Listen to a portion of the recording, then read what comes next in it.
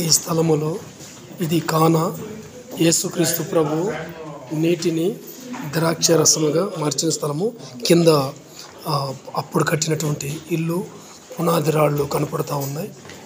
ఇది కానా అనే గ్రామంలో అప్పుడు చిన్న గ్రామము, ఇప్పుడు పెద్ద సిటీ అయిపోయింది. నీటిని ద్రాక్షరసముగా మార్చిన స్థలము. ఈ స్థలములో చాలా పెద్ద చర్చి ఉంటుంది.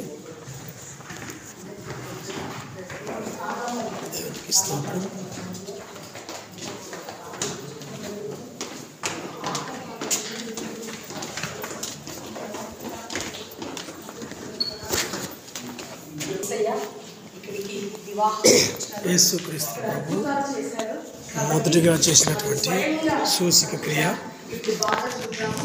మనం బైబిల్లోనే చదువుకుంటూ ఉన్నాము. కానాలో